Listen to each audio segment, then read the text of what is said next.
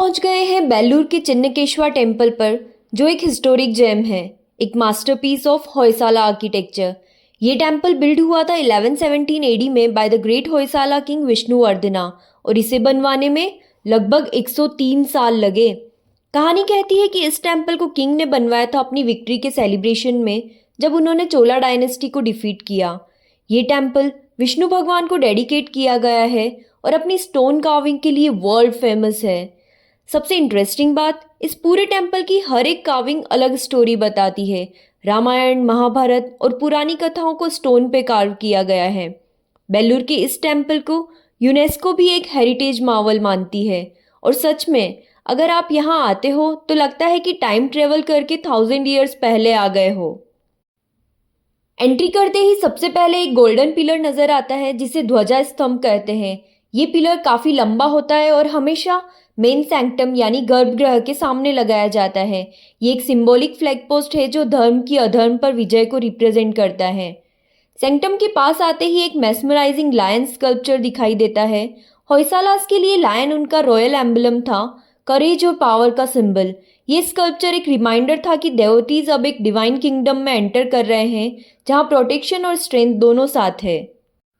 इस lion sculpture का detailing भी मेस्मराइजिंग है। उसकी आईज, टीथ और पोस्चर इतने रियलिस्टिक लगते हैं जैसे अभी जिंदा हो जाए। ये सिर्फ एक आर्ट नहीं बल्कि एक स्पिरिचुअल गार्जियन है जो आपको सैंक्टम के अंदर गाइड करता है। टेम्पल के अंदर आते ही सिर्फ वॉल्स और पिलर्स ही नहीं बल्कि ऊपर की तरफ भी जरूर देखिए, क्योंकि सीलिंग की कार्विंग तो एकदम ब्रेड टेकिंग है। यहाँ आपको दिखेगी इंट्रिकेट लोटस पैटर्न, जहाँ एक सिंगल स्टोन से पूरा लोटस कार्व किया गया है और उसके कॉन्सेंट्रिक पेटल्स एकदम 3D लगते हैं। जैसे जैसे आप देखते हो लगता है कि वो लोटस खुल रहा है और आपको अंदर खींच रहा है। कुछ जगह पर माइथोलॉजिकल सीन्स भी सीलिंग पर कार्व किए गए हैं। कोई भी दो सीलिंग पैनल डिज़ाइन सेम नहीं है। ये होयसालास की क्राफ्टमैनशिप का सबसे बड़ा प्रूफ है कि हर एक स्टोन अलग स्टोरी सुनाता है।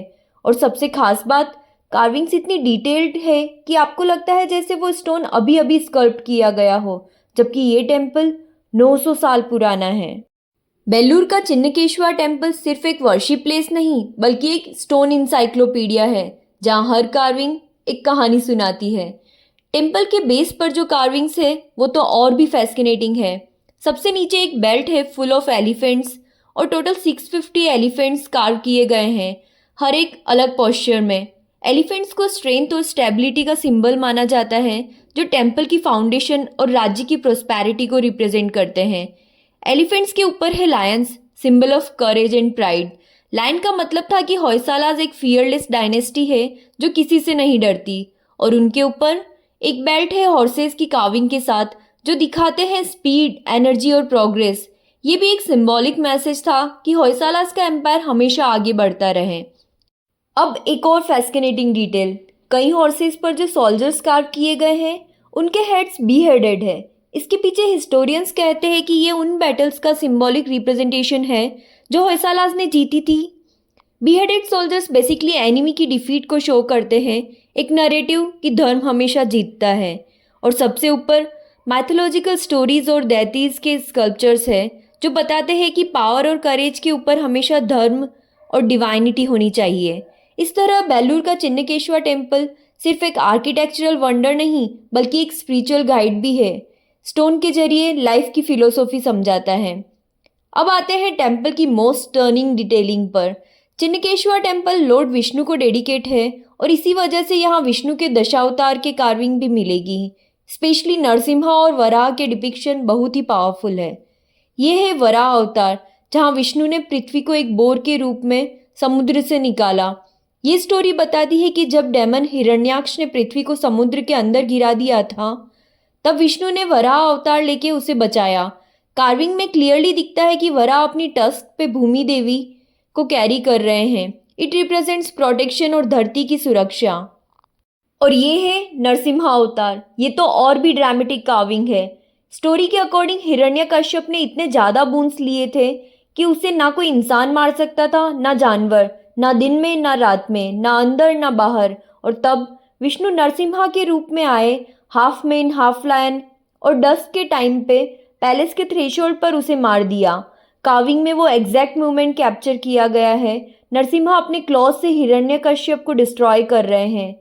इट सिंबलाइजेज कि एविल चाहे कितना भी पावरफुल हो, धर्म और जस्टिस हमेशा जीतेंगे।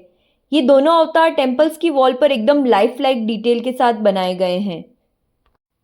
बेलूर टेम्पल में एक और श्रीन भी है, लक्ष्मी टेम्पल। क्योंकि विष्णु बिना लक्ष्मी के इनकम्प्लीट माने जाते हैं, इसलिए उनका मंदिर भी यहीं बना है।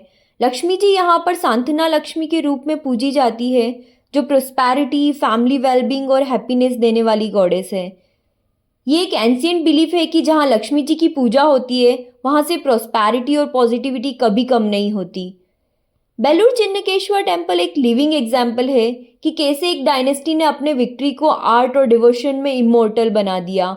एलिफेंट्स की स्ट्रेंथ, लायंस की करेज, विष्णु के अवतार्स की कहानियाँ और लक्ष्मी जी की प्रोस्पैरिटी, ये सब एक ही मंदिर में एक साथ एक्सपीरियंस करना एक डिवाइन जर्नी है। Please like, share and subscribe for more such amazing travel James stories. Thank you.